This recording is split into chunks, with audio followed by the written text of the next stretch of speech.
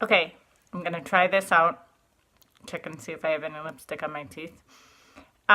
So the way we did the Apple Stand project was the first thing that I did was show two short videos explaining the engineer design process. I will share those links with you after I make this video.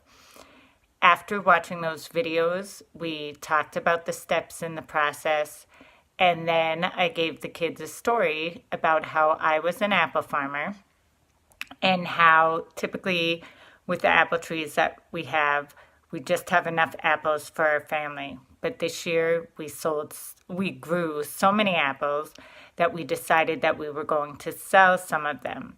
But we didn't have a stand for these apples because we had never sold them before.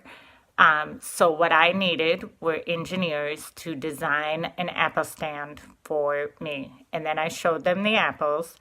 And then I told them that I only had enough money to buy a certain amount of supplies. And the amount of money that I had bought one tube, five wide sticks, and five skinny sticks. And so they were going to have to design an apple stand that would hold apples that would not be piled on top of each other, because if the apples are piled on top of each other in a big mound, they would get yucky or gross or moldy. So they had to be flat, individually laid out. Okay, continuing on.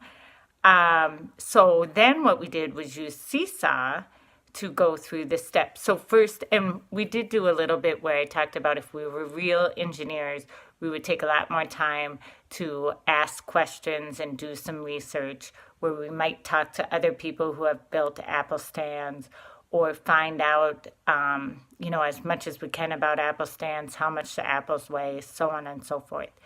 So after that, then I told them that typically engineers work in with a partner or groups. Sometimes they work by themselves, but for this project, they were going to have to work with a partner. And then in Seesaw, they used the drawing tool to draw their plan out first of what their stand would look like. And they also had to talk to each other and share ideas. After they drew their plan, then they came up and presented it to me and explained how they were going to build it. And then I gave them the materials.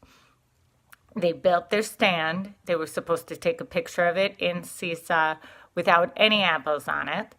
And then from that point forward, they would test the stand adding just 5 apples at a time. Because if we had added 100 apples all at once, the stand might break and we might not have any idea why the stand broke. So by testing it, adding 5 apples at a time, it's going to give us a better idea whether or not this stand is successful.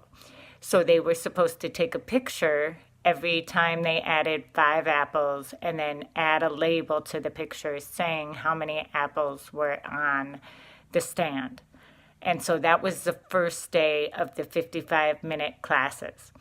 On the second day of the 55-minute classes, we did this lesson for 2 days. I again showed them a short video going over some of the things about the engineer design process. And then this time around, I told them that I had actually found a little bit more money and I was able to buy a couple more supplies.